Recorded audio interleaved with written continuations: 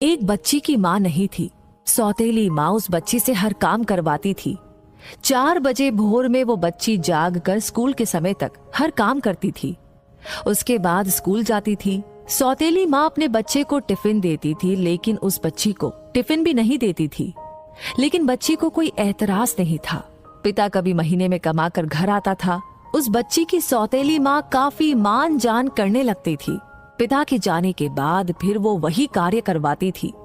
बच्ची पढ़ने में तेज थी, धीरे धीरे बड़ी हो गई। पिता को विवाह की चिंता सताने लगी। एक दिन बिटिया के पिताजी ने शादी का जिक्र किया। सौतेली माँ ने कहा कि हमारे रिश्ते में एक लड़का है, दहेज भी नहीं लेगा, थोड़ा गरीब है, परिवार ठीक ठाक है।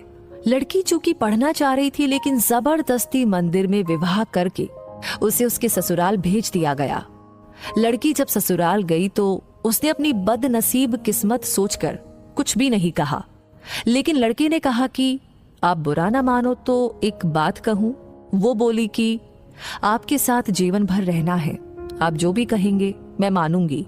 लड़के ने कहा कि जहां से पढ़ाई आपने छोड़ी है वहीं से शुरू कर दीजिए। हम गरीब जरूर हैं, लेकिन गवार नहीं है। लड़की अपने पति के पैर पकड़कर फफक फफक कर रो पड़ी। लड़का दिन रात मेहनत करने लगा। लड़की दिन रात पढ़ाई में मन लगा रही थी। लड़की एक बड़े शहर में रह कर के आईएएस की तैयारी करने लगी और लड़का कमा कमा कर पैसा देने चला जाता था। लड़कियों के हॉस्टल के बाहर मिलकर के पैसा दे देता था और फिर वापस से घर आता था। लड़की आईएएस में सिलेक्ट हो गई। वो आईएएस की ट्रेनिंग पर चली गई और किसी दूसरे प्रदेश में डीएम बन गई।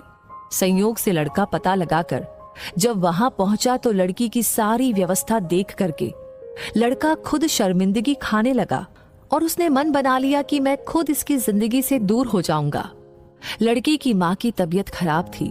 लड़का हफ्ते भर से मिलने के लिए प्रयास कर रहा था, लेकिन कोई मिलने नहीं दे रहा था। ठंड का मौसम था। डीएम साहिबा का कंबल वितरण का होर्डिंग लगा था। वो सवेरे से लाइन लगाकर खड़ा हो गया, जिसमें 5 गरीब चुने गए। उसमें वो लड़का भी था। डीएम साहिबा गाड़ी से उतरी और एक एक करके कंबल देना शुरू किया। जब 5वें आदमी को कंबल देने की बारी आई, वो लड़का अपना मुंह तौलिए से बांधे खड़ा हो गया। डीएम साहिबा जैसे ही कंबल हाथ में दे रही थी, लड़के की आंखें नम हो गई और धीरे से बोला कि डीएम साहिबा, हमारी माँ की तबीयत खराब है, माँ को यहीं लाया हूँ। आप सरकारी अस्पताल में फोन कर दीजिए जिससे मेरी माँ का सही इलाज हो सके। डीएम साहिबा आवाज को पहचान गई और हाथ पकड़कर फफक कर रो पड़ी और बोली कि आप कब आए, मुझे बताया क्यों नहीं, माँ जी कहाँ है? उसने इशारा किया। इतने में वो खुद चल दी, अपनी गाड़ी में सबको बैठाया, अपने घर ले गई और सबके लिए ठंड के कपड़े खरीदे। लड़का बोला कि आप बहुत बड़ी अधिकारी हो गई हैं। तो वो बोली कि तो क्या हुआ, आप हमारे पति थे और हैं। आप लोगों को हम कैसे भूल जाएंगे? आप मेरे लिए दिन रात मेहनत करते थे। ये आप ही की देन है कि मैं यहाँ पर खड़ी हूँ। ये सुनकर लड़की की आंखें नम हो गई। इतने में डीएम साहिबा भी अपने आंखों के आंसुओं को नहीं रोक पाई और अपने पति से गले लगकर रो पड़ी और अपने परिवार के साथ रहने लगी।